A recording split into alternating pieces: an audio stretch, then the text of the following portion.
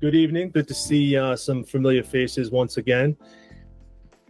Tonight, we're going to talk about probably my favorite AI tool. I know Kathy is a big fan of it as well, but we're going to start and take you through how to use NotebookLM. And we'll get to that in just a second. I'll share the slide presentation.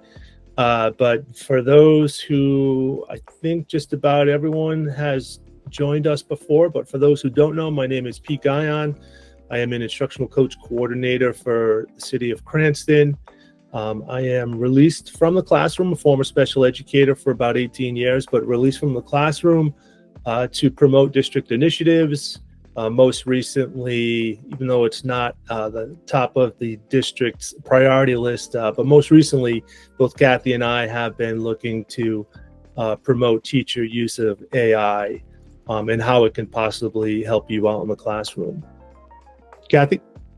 Hi. So for those who don't know me, I'm Kathy Torgrosa from Cranston. I was released out of the classroom about 10 or 11 years ago now. I was a former special educator at the primary level and then a kindergarten and first grade teacher at the primary level, and came out of the classroom to be the district coordinator for all things that are teacher support systems. So professional learning, teacher evaluation, mentor programs, coaching. So I'm not the coordinator, the coach, that's Pete. It's like Hollywood Squares. For me, he's up there. But I do coaching for him. So I work for him and he works for me. And yeah, when we came out, Pete and I happened to be in my office the day that AI was released.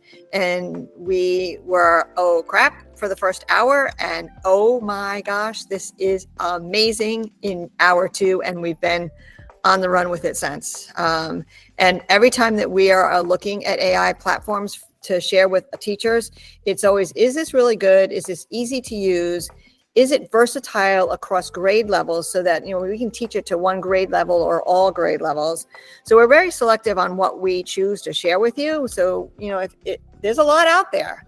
And you could get bombarded with 1,000 different AI platforms, in a week. So we feel like part of our role is to curate for you, is to kind of find the best of the best and the things that are actually worthwhile you spending time learning and then spending time using.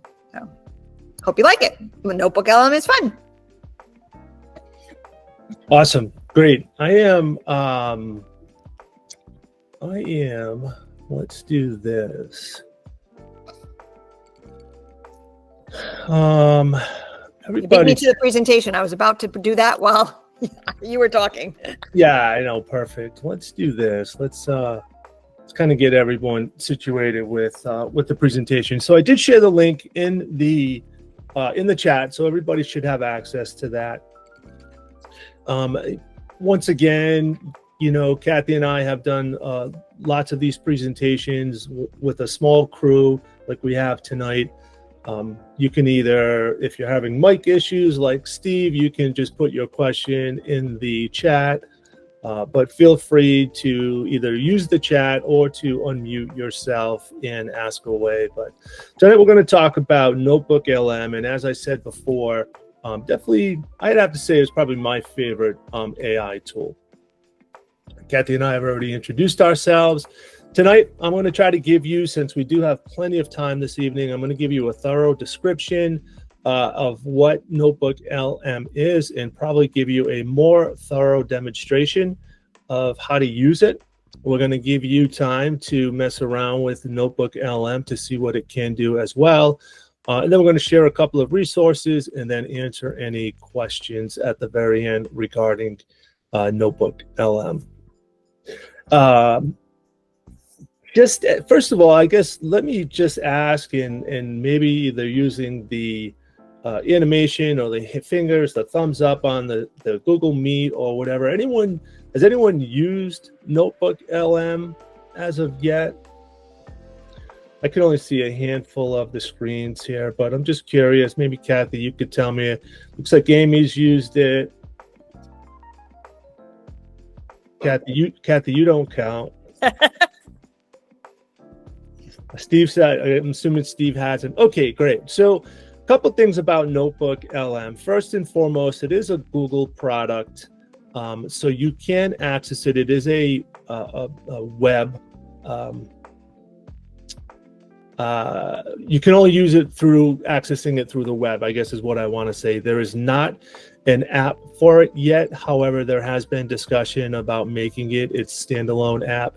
But as of right now, it is not an app on your phone, whether it's Android or an iPhone. So it is, the only version is a web version. I do know that in Cranston, our Google administrator had to turn on NotebookLM for us. It is 18 plus, so it is for teachers only, not for students, at least students K through 12. But it had to be turned on. So if you are not from Cranston, you may have access to it using your school account. But if you don't, you should have access to it with your personal Gmail account. That you do have a Gmail account. Kathy, can you let, looks like someone's trying to get in. Sure. Can you submit them? Awesome, thank you. So, what is NotebookLM? NotebookLM is an AI-powered collaborator that helps you do your best thinking. Basically, you can upload some documents, you can upload web links, you can upload copied text and paste it. And with that, it becomes an instant expert on what you uploaded to it. And with that, you can take notes, you can, because it is a Google product, you can share it with others. And we're going to go through all of that. But think of it as like your assistant, and you're just giving it the sources that you want it to be an expert on. Okay, and we're going to talk about this idea of grounding sources, which means that NotebookLM is less likely to hallucinate. You may have heard that like ChatGPT or other large language models in the past make stuff up when it doesn't know the answer. NotebookLM is less likely to do that, quite less likely to do that, because you give it the sources that you want it to be an expert on, and then you can interact with those sources. So if I uploaded a document on, let's say, the water cycle, that's kind of my go-to example, in NotebookLM, and I asked it about who won the Red Sox game last night, it's not going to tell me. It's going to say, I can't answer that for you because it's not part of the source that you uploaded. I'm paraphrasing there, but you kind of get the idea. We already talked about that it is 18 plus. However, it is completely free. I will say that there is a NotebookLM Plus that is not free of charge, but the free version will give you everything that you need in using it. Nice thing about NotebookLM, if you are using a school account, is the data that you do use, that you upload, that you share with it, that's not reviewed or used to train in any AI model. So your data that you upload to it is protected. You can upload any type of source. And once again, it can be a Google Doc, a Google slide, anything in your Google Drive, a YouTube video, any website link, an audio file, copied text, a PDF, you name it, you can upload to it. And then based on that, you can generate all sorts of information. And I'll show you exactly what you can do with NotebookLM in just a minute. Probably the best feature is turning your sources into they call it audio overview, but think of it as a podcast. You basically have two AI hosts, and then you can customize what you want them to talk about based on the sources that you've uploaded. And I'll share some examples of what those voices look like, sound like, because when we first started messing around, playing around with NotebookLM back in the fall, both Kathy and I were blown away by how human the voices sound. I don't know what I expected, but it wasn't clearly what I expected. I wasn't expecting a robotic voice, but When you hear the voices, because we'll show some examples, you'll know what I mean. And one of the other nice features about it is you get citations based on where NotebookLM found the answer in the source that you uploaded to it. And I'll show you what I mean by that, but you have your sources uploaded into it. You can ask some questions and interact with NotebookLM. And then if you're looking for a specific answer based on the source, it'll not only provide you with the answer, but it'll also show you where in the source it pulled that answer from. And we'll give some examples on that as well. The free version allows you to create 3 daily podcasts. You are allowed 100 different notebooks. In each notebook, you can upload up to 50 sources. However, you are limited to 50 daily chat queries within the free version, which means you can only ask 50 questions, which once again, you probably won't be using all 50 daily. But if you did, the very next day you get 50 more. We already talked about how it's called, it's source grounding, meaning once again that it's not going to make stuff up. It's only going to focus on the material that you have given it. Okay, so these steps kind of take you through how to access it. I'm just going to give you a visual demonstration, but in the event that you are unsure, I did provide you on this slide, in the next slide, kind of steps on what you can do or how to use NotebookLM. But I'm going to open up NotebookLM. Give me 1 second to load it. Okay, perfect. So I have a bunch of notebooks already created here, just some that I've used before and some that I want to share as an example. But when you get to NotebookLM, as you can see in the URL at the top, it's notebooklm.google.com. And in order for you to create a new notebook, you're just going to simply click Create New right here. And the first thing it's going to ask you is, okay, what source do you wish to upload into NotebookLM? As you can see, you have anything from Google Drive here in the bottom left corner. You have any link, anything from YouTube directly or any other website link, whether it's a video or it's text, copied text, or sources that are downloaded on your device, such as a PDF or an audio, an MP3, or another podcast, for instance. You can upload anything. One thing that is brand new is you'll notice in the top right corner, there is this option to discover sources. So if you didn't have many sources on the topic that you're looking for, you can click this discover sources, and NotebookLM is going to search the internet for sources based on the topic. I'm going to use this one first, this discover sources, just to show you what it actually does. When I click discover sources, it's going to ask me what you are interested in.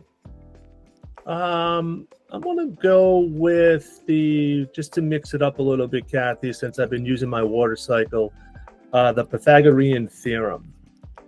And I like the water cycle one because I can't pronounce that word. Well, next one, we'll go back to the water cycle then. How's that? So all I'm going to do is type in the Pythagorean theorem. Once again, I believe I saw Laurie here. I know she's a social studies teacher. Anything in social studies, I see this being an invaluable resource. I'm going to click submit, and it's going to be searching for sources on the Pythagorean theorem for me.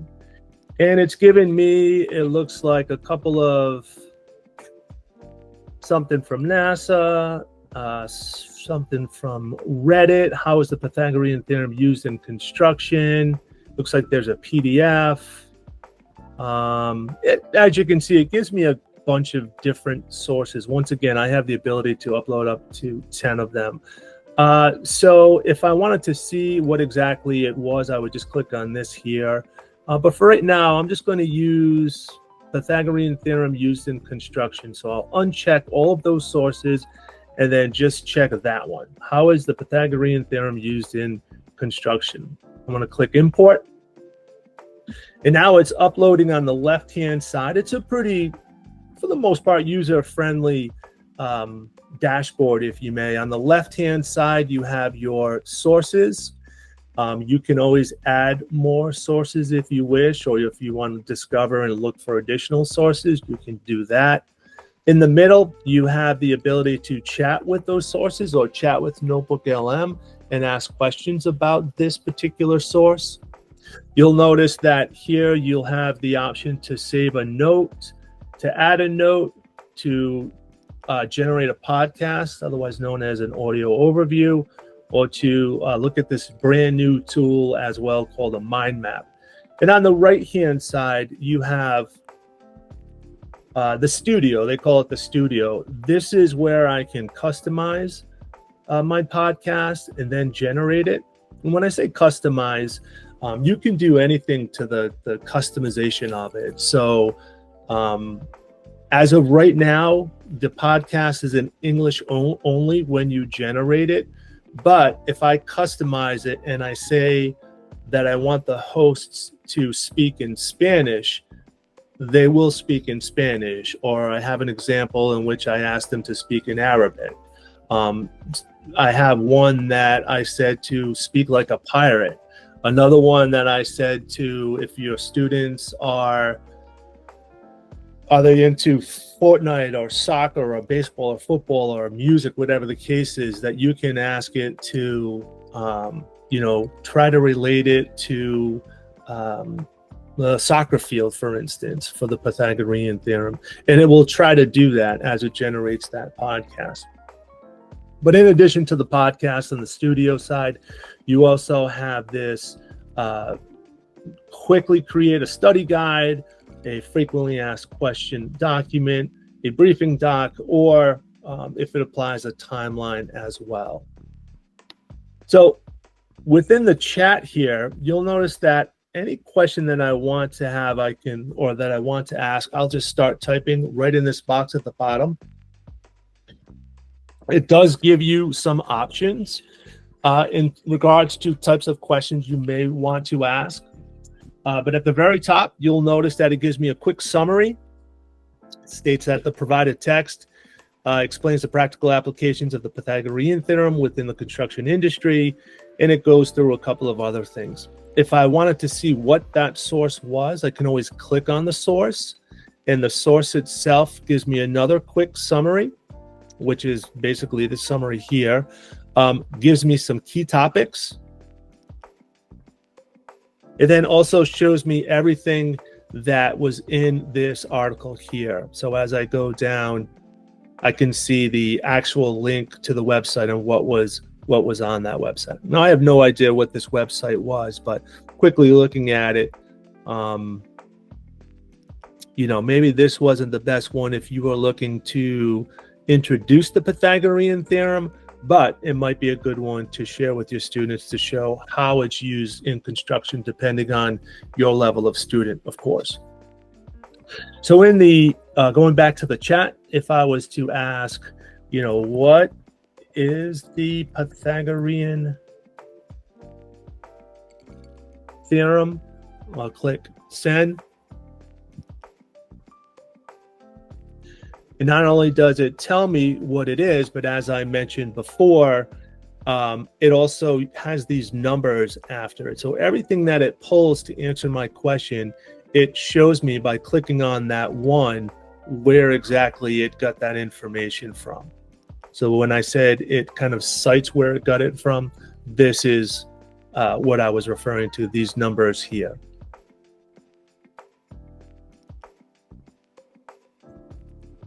If I do like what is here, I can click Save to Note, and you'll notice it creates a note here on the right-hand side. If whatever question I was asking, I wanted to save, because it will not save your dialogue unless you save it as a note. So if I was to either refresh it or get out of it and come back, this answer won't be here unless it's saved as a note.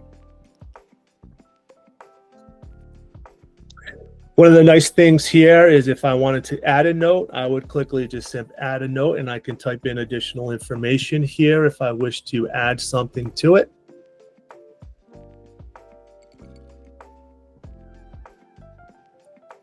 There is the option of the generating the podcast, which I will get to in just a second. I don't need the new note. The mind map is relatively new, in which this kind of gives you or your students an actual visual representation of the sources that you uploaded to it. And I'll show you a few examples, not just the Pythagorean theorem here, but we'll show you a few in just a second. So if I click on mind map, on the right hand side here, kind of under that studio or in that studio section, I'm going to click on mind map, and it took the information from that one source. And once again, I can upload this source, I can upload a YouTube video, I can upload a PDF. If you have something based on your curriculum, you can upload that into it. Completely up to you. I have, once again, just this one source, but you'll see based on the topic, Pythagorean theorem in construction, it broke it up into 6 different parts here. Anything that has an arrow next to it means it'll break it down even further. So if I click on application here, you'll see that there was within that source, creating perfect right angles, determining roof slopes, calculating the distance and heights. And as you notice, there's arrows there. So it'll continue to break it down and give some visual representation. What I do like about it, however, is if you're looking for more information as it breaks down the topic in this mind map, if I click on creating perfect right angles, it goes back into this chat and it asks the question, you know, tell me more about right angles. And now in this instance, if I get out of here, it's telling me more about right angles and where it got that information from the source. So the mind map is a good visual representation of the sources that you've uploaded. But if you're looking for additional information on any one of them, any box, let's say, that you can just click on it and it now becomes a question that allows you to interact with the sources that you've uploaded. The mind map is downloadable, so you can always download it if you wanted to save it for something else. You can also zoom in and zoom out as well.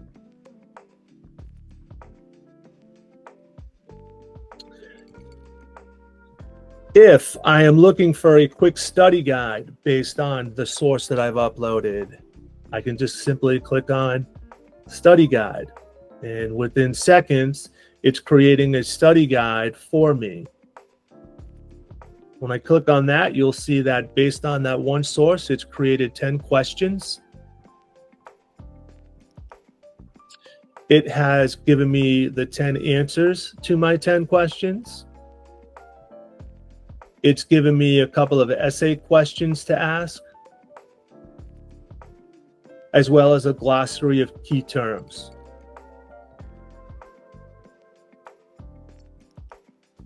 And that is done anytime that you click on that study guide. That will be done for you. Those 10 questions, at least I believe, I don't think I've seen anything less than 10 questions. It's 10 questions, 10 answers, essay questions, and glossary of key terms. So that's done for you. I'm just going to delete that for now. If I want a briefing doc, I can click on briefing doc. Gives me a quick summary of the entire article with some quotes from there and some additional information, as well as an overall assessment of it. A timeline is pretty self-explanatory. I don't know what type of timeline would be here based on this, but let's see. Looks like it gives me just a publication of the article, but gives me a cast of characters that I was able to pull from this as well. So looks like the timeline does provide you at times with more than just dates.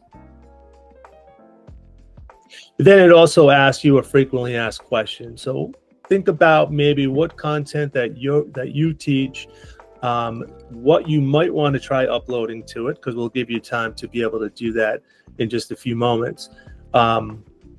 But if you have a frequently asked question list, if you're constantly answering the same question based on the topic that you're trying to teach your students, you know, perhaps this would work. So it creates an FAQ list there. There's usually anywhere from 7 to 10. It looks like there's about 8 of them here. At any point, if I liked what was created, I could create it to a source, which will add it to this left-hand side here, which means it'll pull information from it if need be. The information here, if I don't delete it, if I just go back to the studio, that will stay there here. It's only the questions that you ask here that will disappear unless you save it as a note. Probably the best part is this podcast here. As I mentioned, when you have not created a podcast yet, you'll have this customization, this customize option. Once you generate a podcast, you won't see this customize option unless you delete the one that you've already created. So I'm going to click customize here, and it asks me, what should the AI host focus on? And I'm going to say focus on, just for fun, let's say speaking like a pirate, and focus on real world examples of Pythagorean theorem. And we're going to click generate. Now it will take a couple minutes to generate the first time around, but there's only one source, so hopefully it won't take too long. You can step away or go to another tab. It will create it for you. As I mentioned before, all of the audio generated, all of the podcasts created are in English unless you tell it otherwise. My guess is that at some point you're going to have that option to be able to just choose the language.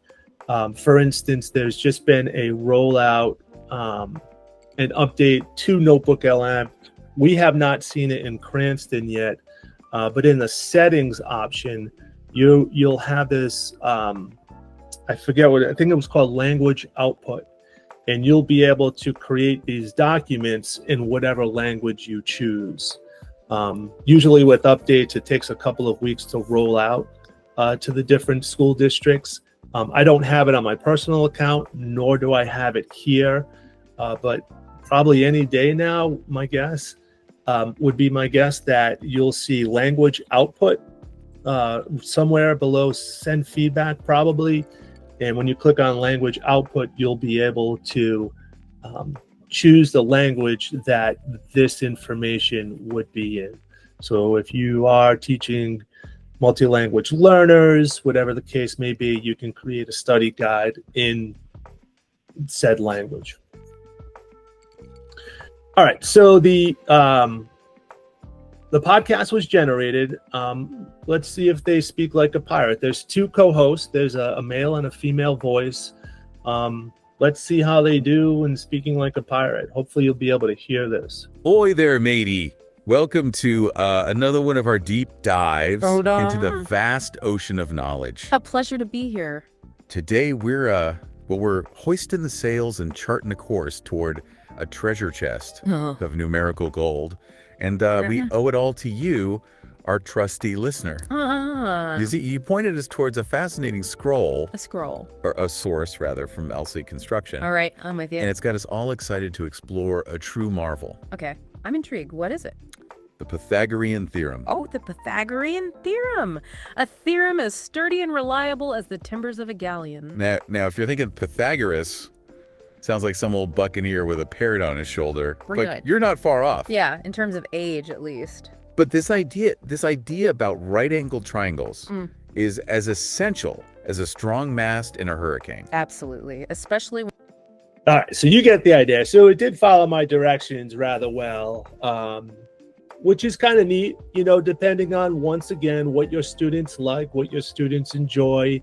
I can customize it and try to ask it to use simple words, simple vocabulary. So if you happen to be, you know, probably not, well, I don't know, perhaps you can use it for elementary students, but maybe definitely upper elementary, definitely secondary students. So if you were to use it for elementary, my recommendation would be for that customization piece to use like simple vocabulary. One thing I don't like too much about it is, and I didn't do it this time, but I've noticed that when I say to focus on creating a short, concise audio, say no longer than, let's say, 8 minutes, it sometimes goes above that 8 minutes. It doesn't quite listen to that part of it. That's the only one thing I found that I wish it did a little better. Like if I said do it in 8 minutes or less, sometimes I have to regenerate it because it would come in at, let's say, 10 minutes or 11, whatever the case may be. You kind of get the idea. So that's the one thing that I found. Anytime that you do create the podcast, you click these 3 dots here. You have the option to either delete it and start over. If you did wish to play it back to your students, you have the option to slow it down or speed it up. But probably the best feature here is its ability to download. It is downloaded as an MP3, which is an audio format. And at that point, you can share it out to your students via Google Classroom or how you get information out to the students. So in thinking of some practical ways of how you might use it with your students, one example that Kathy and I always share is if you're teaching something new tomorrow and you want to get the kids to perhaps listen to a podcast about, let's say, the Pythagorean theorem or the, anything in social studies, anything at all. My guess, and I guess I'm just in theory, thinking that students would be more apt to listen to perhaps a 10-minute podcast based on what you're presenting tomorrow than having to read something or even watch a video. I don't know, just my guess on that. They can just open it up on their phone, on the bus, at night, whatever the case is, kind of listen to this podcast that was created for them, and then come into classroom the following day and be prepared. So kind of that idea of the flipped classroom. Always listen to the entire podcast before you do share with your students, just to make sure it's saying what you want it to say and it's focusing on what you want it to focus on. It's not always 100% accurate. I should obviously preface that. Most of the time, it is very good. But of course, you want to make sure that you are listening to it before you actually share it with your students so you know what they're actually saying there. If I go back to some other examples, I will say that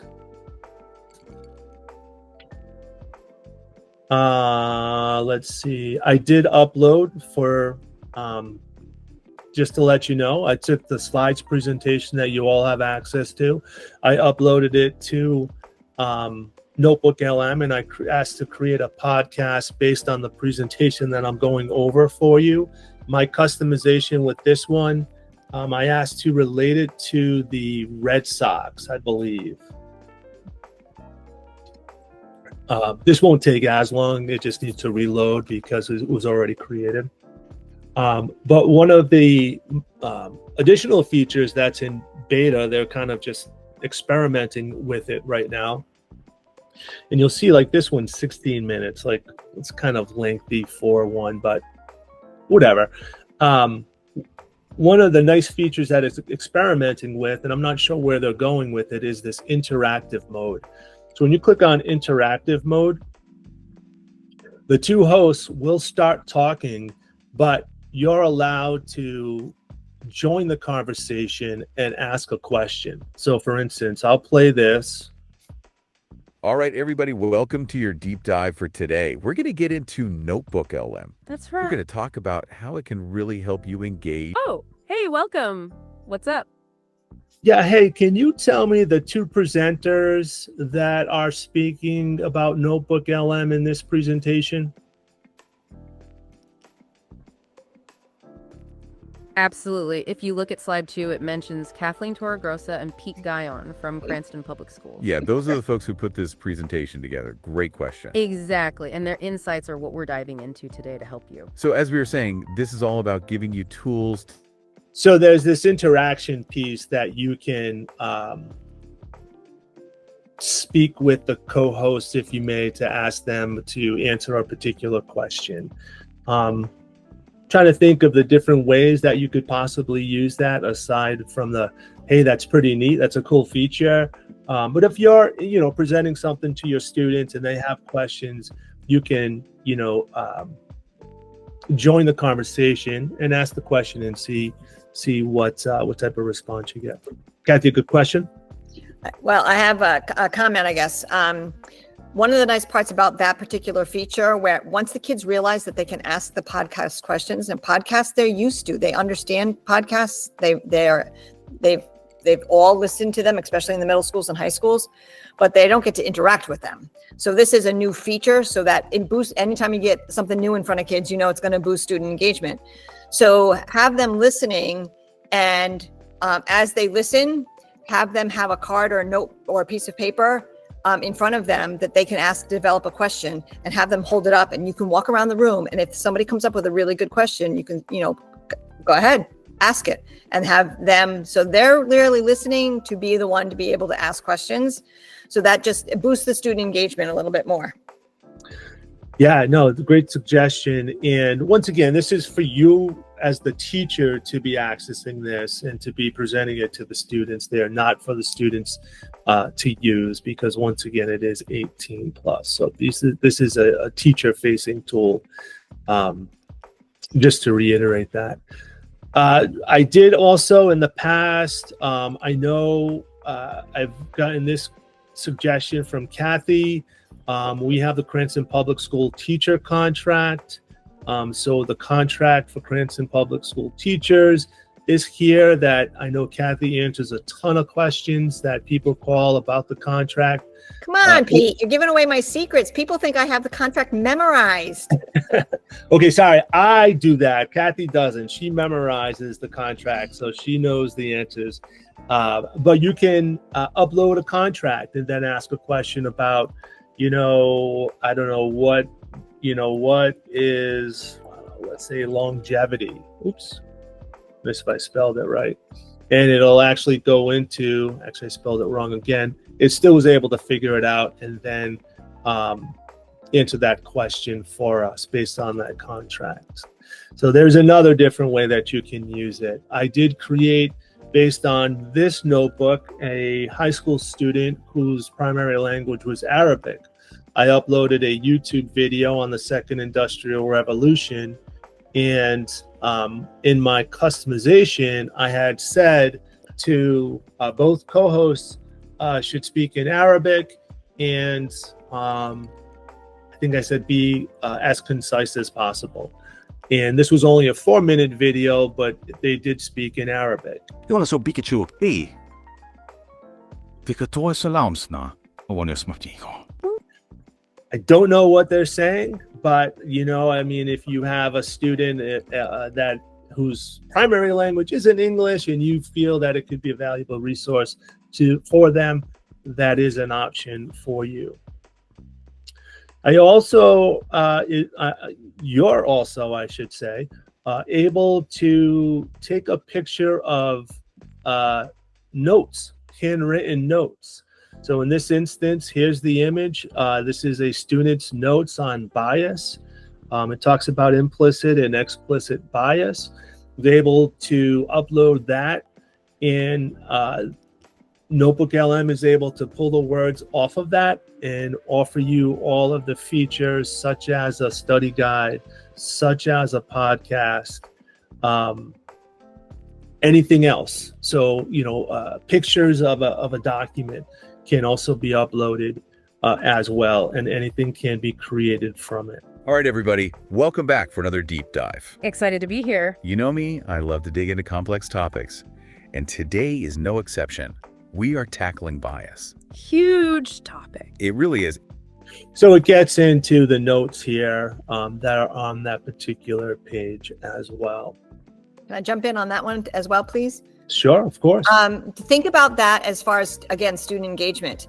If you have, you do a collaborative project, for example, and you divide your class into 5 teams, and you give each of the teams a piece of a whole to investigate. So, divide up the research into 5 parts, have each team create a notes page, just brainstorming basically of what they've figured out. So they've looked at a Google site, they did a web page, they looked at some resources in your classroom, some books, whatever, articles, and each one of them writes a note page, and you upload that. And now it's student generated work that they can critique each other on, but it becomes that audio overview for them.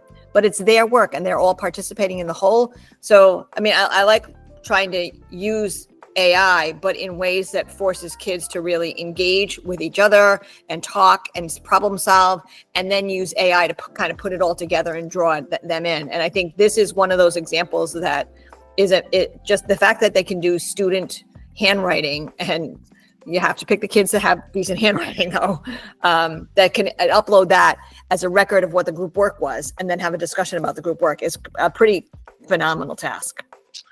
Yeah, it's pretty neat, and similar to, not pretty neat, it's very neat. And then similar to any other large language model, this is one on the water cycle, and I just put in a generic prompt of create a lesson plan on the water cycle, and you'll see it's created here for you. The one bad thing, which once again, I don't want to say bad thing, but the one kind of annoying thing is you only have the option to copy it and then paste it into, let's say, a Google document. NotebookLM uses Google's Gemini, not to get too deep into this. And if you were to access Gemini, which is Google's version of ChatGPT, I don't think I have one. I don't think I have a tab open, but within Gemini now, whatever results you get in Gemini, you can export directly to a Google Doc. My guess is that's going to be coming into this product at some point as well. So rather than copying it and pasting it, you're just going to have a button that allows you to export it as a Google Doc, and you won't have to mess with the formatting or anything like that. Like I mentioned, that's already available to you in Gemini. Pete, there's a share button at the top next to settings that doesn't allow us to share out to a doc yet. No, thank you. That was one thing I haven't gone over yet. Similar to any other Google product, I can share this with Kathy. Let's say I want her to be able to access this notebook.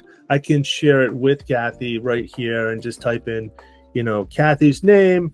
I can click on that, ask her to either be a viewer to see what I've done, to be an editor to continue the conversation, or to create stuff on her own, or if need be, I would be able to take her off of that as well. So that share button isn't for the export piece. It's similar to all of the other Google products that allows you to share with people. You can share a notebook with people as well. Thanks, Kathy. That was one thing I had overlooked there. Amy, you have a question? But if you then X out of sharing it with sharing it with anyone, but you copy that link, you can add it into Google Classroom. Correct? This link up here? This link at the top? When you press the share button up there, yep. And then if you don't want to put in any of those names, if you get out of that drop down and you just put copy link, it becomes a view only. And I don't know. Let's try this. Well, I'm thinking for an audio, so I didn't know if the same worked with that. Or is that your audio? No, that's for the entire notebook. Okay. When you have a notebook, when you have an audio, a podcast created, I'll reload this one. I think that's how I shared it last time with my kids. It could be, but you also have the availability just to share the podcast. So on the 3 dots here to the right, you'll have this download button right here. And then this download will allow it to be an audio format downloaded on your computer that you can upload into Google Classroom. Okay. I've never done it via the link, Amy, so I haven't either. I feel like I can't remember which way I did it. It was a few months ago. Yeah, that's probably, if you're going to share the audio, that's probably the easiest and most direct way to do it, is once it's created and you've listened to it, click the download button. And then once it's downloaded, you'll see where do you want it to save it. And then you just upload it into Google Classroom and share accordingly. I know one other thing that you have done, Pete, is when you're doing the prompt for the audio, sometimes Pete has given it a time frame. Can you, here's my prompt, but can you do it in 4 minutes so that you don't get that 12-minute long podcast? And I'll be honest with you, sometimes it'll give you 6 minutes anyway, but at least it'll shorten it up a little bit. So if you don't want a really long podcast, you can give it directions to shorten it up. It's not exact, but it will shorten. Yeah, I talked a little bit about that earlier, but you're absolutely right. It's not exact, but if you tell it to be as concise as possible, be direct as possible, give it a quantifiable time limit. It's not always going to stay within 4 minutes, let's say, but it's also probably not going to give you a 12-minute podcast as well. So, but once it is downloaded, you do have the ability to, if you're comfortable with any type of audio software, you can cut it, splice, whatever the case is. It's an audio format. So if you're comfortable in doing any of that, that is also available for you to do, since it is an MP3. I think that's pretty much it. That I've got a whole bunch of other examples, but nothing else that kind of jumps out on different ways we've used it. So let's do this. If you haven't been doing it while I've been speaking, let's go back into the presentation and give you some time to try a couple of different things with NotebookLM. So on this slide, we're going to ask you to go to NotebookLM, upload anything that you want. It could be a YouTube video, it could be a document. Kathy and I presented at a conference in the fall, and it was a 2-day conference. We presented on the first day on NotebookLM, and the next day we saw a woman who attended our conference, and she wanted to tell us that her husband was a basketball coach, and he had uploaded all sorts of plays that he wanted his kids to run, and he made these podcasts for them to listen to. So it could be anything. It could be anything you want, but mess around, try it. We're going to give you, I don't know, we give you about 14 minutes or so. I have 7:21. So if we go to maybe 7:35, that'll give us time to share a couple last minute to go over, see what you found out, see what type of results you got, share some last minute resources, share the PLU certificate form, and then probably end a couple minutes early. So go to NotebookLM. The only other thing that I would suggest is in order to make sure that you stay true to your curriculums, most of us all have digital curriculums now. So, think about what you have in your resources in your digital curriculums and copy and paste, the essential questions or what are the, student outcomes that are expected at the end of this unit. Take an entire article or story and pop it into this as one of the resources. So if you've got a digital curriculum, copy and paste right out of the digital curriculum. The advantage to that, and see, this is the other hat I wear, is teacher evaluation. The advantage of taking stuff out of your digital curriculum and using that as your resources is if an administrator walks around and sees what you're doing and says, where'd you get that from? It's like, oh, it's the digital curriculum. I know it's a different way of seeing it, but it is our curriculum. So use your digital resources that keeps you tied to your content. Yeah, and once it's uploaded into NotebookLM, try all the different buttons that we went over, generate some podcasts, see what it gives you. If you don't have access to NotebookLM with your school account, hopefully you have a personal Gmail account. You should be able to access NotebookLM with your personal account. But maybe try your school one first. And if you don't have access to it and you wish to have access to it with your school account, you'd have to speak to whoever your Google administrator is and ask them to turn it on for you and you only, the teachers only, not the students, since it is 18 plus. But try the mind map, try the study guide, customize the audio, see what it does, have fun with it. And Kathy and I will be here in case you have any questions. We'll give you, well, I said 14 minutes, but I've spoken for the last few. So I say we still give them until 7:35, which is about 11 minutes to play around. And then, like I said, we'll kind of wrap things up. So yeah, Diane, I see your question there. That's one of the only way to shorten the podcast is deleting it and starting over.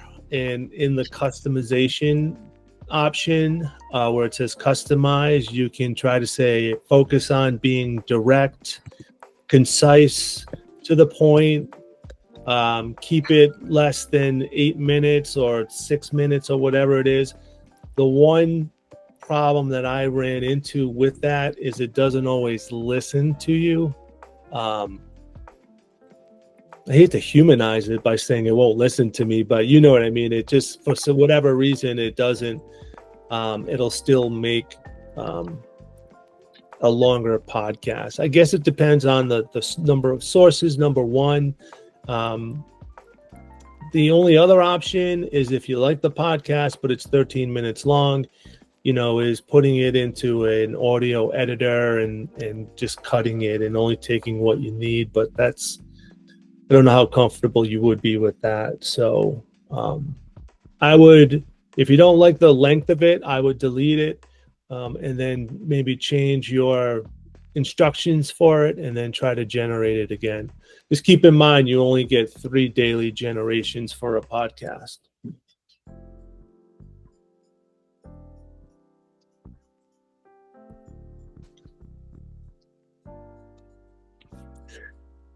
My son just started playing lacrosse, so my intention tonight is to find a couple of YouTube videos on how to play or the rules of lacrosse and to put it into NotebookLM and create a podcast to explain the rules of lacrosse to me. I know Kathy was talking about the educational ways of using Notebook, but that's just one other way that I'd be using NotebookLM, listening to it on the drive into work tomorrow.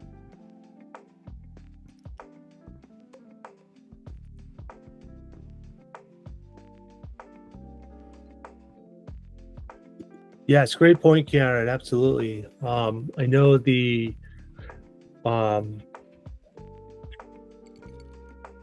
of along those lines, the woman who was in charge of sharing a weekly community message for Cranston now not only does her weekly newsletter, but also creates a podcast for those who don't have time to look at her or to read her newsletter, because there's a lot of information in her newsletter, so it does get rather lengthy.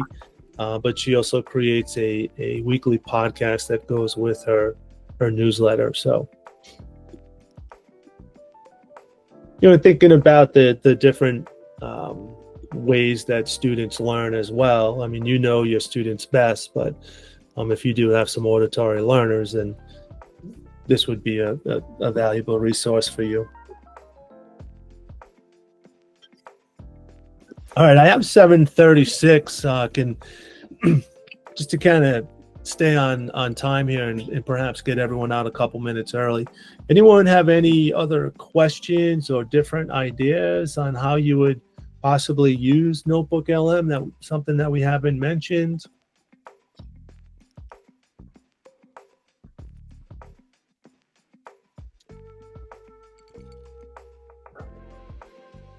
I know we gave a bunch of different ideas and different ways to use it. So hopefully you're able to not only understand how to use NotebookLM, but also maybe you have some things in mind already on how you might use it in your classroom with your students. As I mentioned earlier, there is no app for it just yet. However, I did mention Gemini before. I mentioned Gemini because you can export your output or Gemini's output directly to a Google Doc. But this ability to create a podcast or to generate audio, as Google says it, is now built right into into Gemini. So not only can you use NotebookLM to generate a podcast, but if you're using Gemini, which once again is Google's version of ChatGPT, there is the ability, as you can see in this picture here, that you'll have that option to generate an audio overview right in Gemini. So kind of keep that in mind.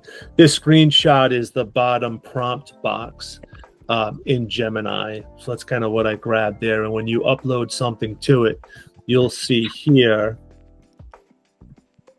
where's my,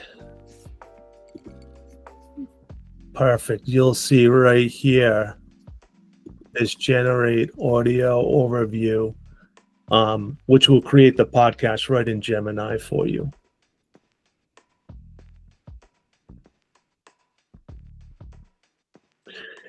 I know most of you do receive my newsletter. I do a, would it be bi-monthly? I don't know. Is bi-monthly every 2 weeks or twice a month or semi-monthly? I'm not too sure what the right word is. Mona, you're the English teacher here. Is Mona still with us? Maybe she can help me out. Yeah, right. Bi-monthly works twice a month. Bi-monthly works? Okay, perfect. Bi-monthly newsletter, usually the first and the middle of each month. As you can see here, this is the most recent one. This one was for April Fool's Day, so you'll see that there's some kind of silly, well, you can't tell by the text there, but there's a couple of silly videos in there. But I do try to always include Google updates for teachers in the top left corner. If you're brand new to prompting, in the top right corner, you'll see the prompt corner, which is a document in which I give you examples of different prompts that you can put into either ChatGPT or Gemini or Claude, whatever you use to get different results. There's a whole bunch of different prompts in there. Just copy and paste them. And then we usually give you a bunch of free resources that Kathy and I will find along the way and share with teachers. We're going to try to include a couple of different SEL resources going forward as well. If interested and you like to receive it, it's completely free, strictly voluntary. Just click on the click here to sign up, and then just send me an email asking me to just add you to the contact list. And when it gets generated and pushed out, you'll get a copy of it, and feel free to share with the teachers in your district if it applies. We do try to keep it limited to one page, so there's not a ton of information there. And we do try to find stuff K through 12. So sometimes there may be a lot that applies to you, and sometimes not. But you can find them all on my website, which I don't think I linked. But if you send me an email, I'll send you my website's in my email signature, so you can always access that there and look at previous issues if so interested. A couple of resources I shared with you. Matt Miller shares a couple different ways on how to use NotebookLM and things for you to know as educators. I did go through pretty much all of them. I did find an article that gave some practical examples on how to use NotebookLM. This was a one-pager on how to use NotebookLM. And then this one was another document kind of summarizing what exactly you need to know to use NotebookLM. If you've played with it, it's pretty user-friendly. I don't think it's super difficult. It does give you a lot of great information, but if you need any of those resources as a refresher, you can always look at them, or you can once again email either Kathy or me at any point, and we'll be able to help you out. The one thing, as I mentioned earlier, is coming soon is the ability to create a study guide in different languages. So just be on the lookout for that at some point. If you subscribe to my newsletter, once that rolls out, I will let you know there. Lastly, on the final slide, I think it's the final slide, right above the thank you is your PLU certificate for attending this evening. Thank you. We also linked the next 3 sessions right below the thank you there. You'll see the last 3 sessions that Kathy and I will be doing around AI. I can't recall the date of the next one, but I don't think it's until the first week of May. For some reason, Kathy. I'll look it up right now. Hold on. Yeah, so love for all of you to join us. May 1st, Thursday, May 1st. And, Perfect. How do you? Great. And once again, can't thank you enough. Hopefully you continue to find some useful resources that Kathy and I continue to share with you. I think the next one is on Brisk, I believe. Kathy, is that correct? May 1st? I think so. I think the next one is Brisk, and then it's on like AI ethics, things to think about as you're using it yourself and with kids. And then the last one, oh no, that's not right. Oh yeah, that's right. And then the last one is it project-based learning, maybe? project-based learning. Yep. So there's a lot out there. Once again, we could probably do something every single one night a week for the whole school year. There's a ton of stuff, but we try to give you the most popular stuff. Brisk is super neat. They just updated their extension to create podcasts too. The voices are a little different. We're going to spend a little time on that next time, but Brisk kind of does a ton of stuff. So if you can make that one, that'd be great. If not, the recording will be on the Rift website. But once again, thank you. Kathy and I will stick around for any last minute questions, but appreciate everything. And once again, any questions, any concerns, feel free to reach out to either one of us. Thanks for joining us, everybody. Thank you.